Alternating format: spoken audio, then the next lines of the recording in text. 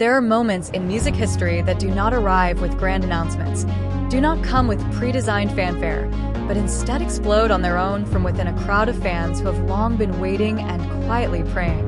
Such a moment arrived when the numbers on Spotify's screen moved past the 900 million stream mark for Blackpink in 2026, a milestone that is not merely a number, but a loud declaration to the world that these four young women from South Korea are not just a fading trend, not just a K-pop wave that comes and goes, but a cultural force rooted deep in the soil of the global music industry that will not easily be uprooted.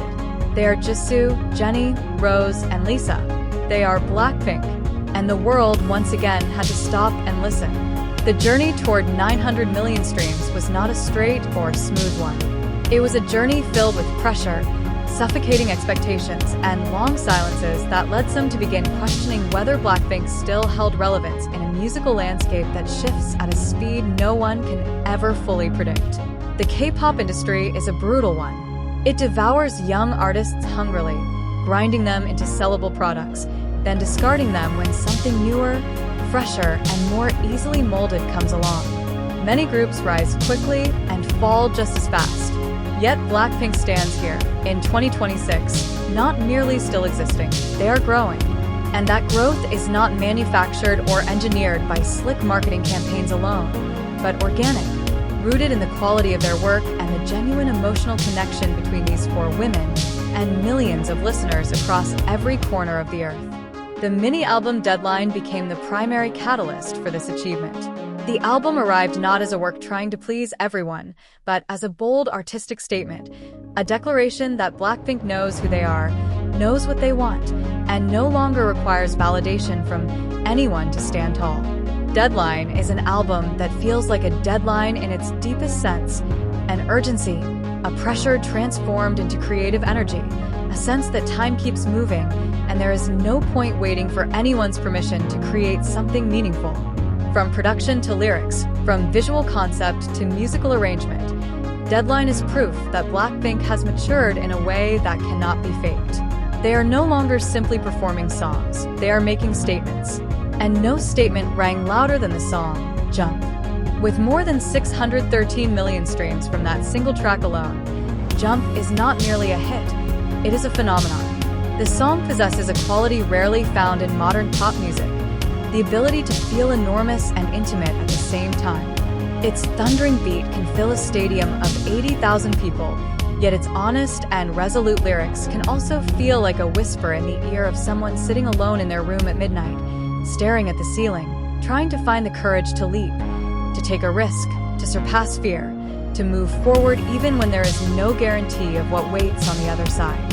Jump is a song about decisions, and millions of people chose to leap alongside it. What makes this achievement even more extraordinary is the context in which it arrives. Blackpink's total catalog now reaches approximately 17.2 billion streams on Spotify, a number that would make anyone's head spin. Yet what is truly staggering is that such a figure was achieved with only around 40 songs. 40 songs. In a world where many artists release music nearly every week, where playlists are flooded with new content that never stops flowing, Blackpink chose a different path. They chose quality over quantity. They chose depth over breadth. They chose to make every song matter, every release feel like an event, every comeback becomes something awaited with full enthusiasm by millions.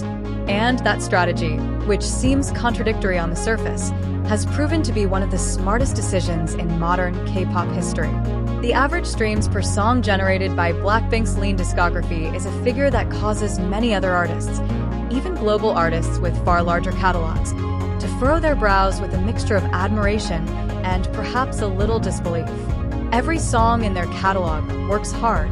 Every song has its own life, continuing to flow, continuing to be discovered by new listeners, continuing to be played by longtime fans who never grow tired. Dudadoo still reverberates.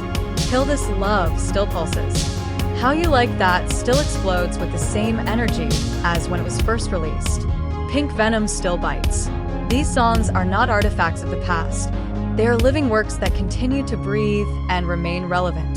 The Blinks, the name for Blackpink's fans across the world, celebrated this achievement in a way only a fandom that truly loves their artist can. With full enthusiasm, with tears of pride, with screenshots scattered across social media, with long threads analyzing every aspect of this milestone, with mutual congratulations like a large family celebrating good news together.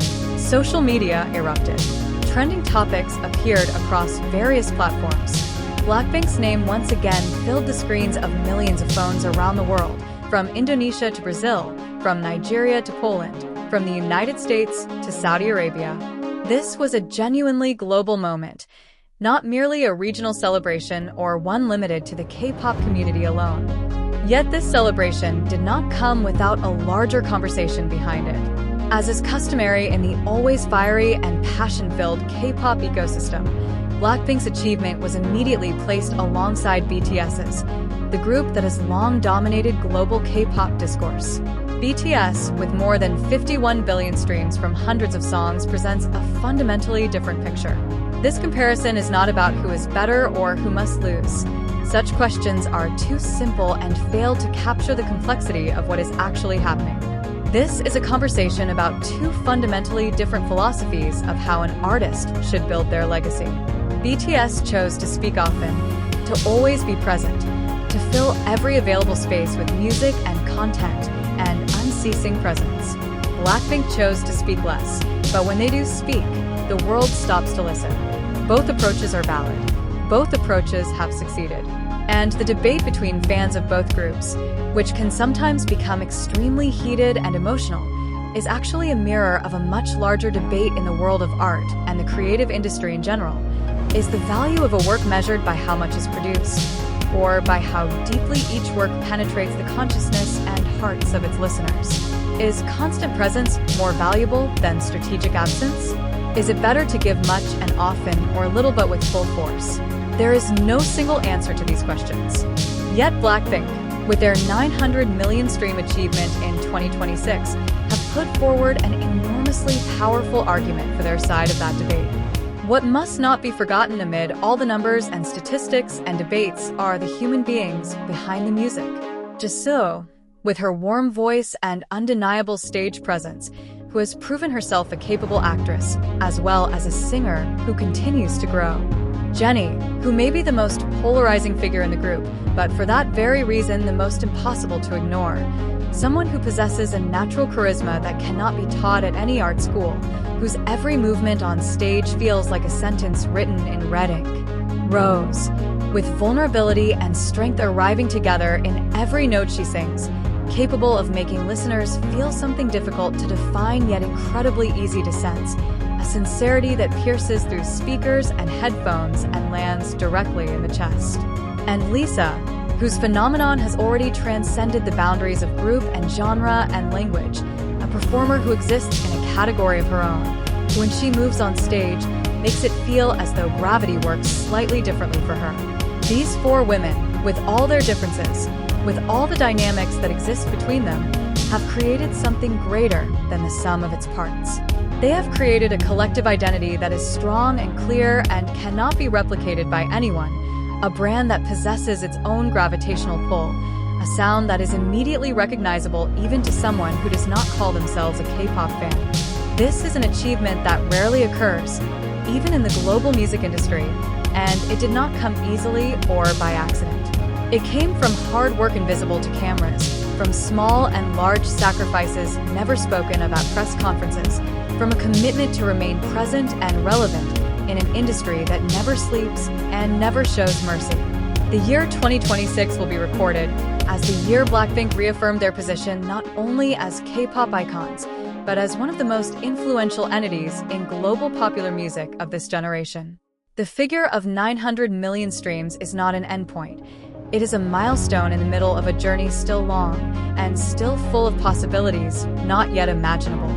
As long as there is Jisoo singing with her heart, Jennie performing with her full will, Rosé touching with her honesty, and Lisa astonishing with a body that speaks a universal language, as long as these four extraordinary women choose to stand on stage together and create something beautiful and powerful and real, Blackpink will not stop.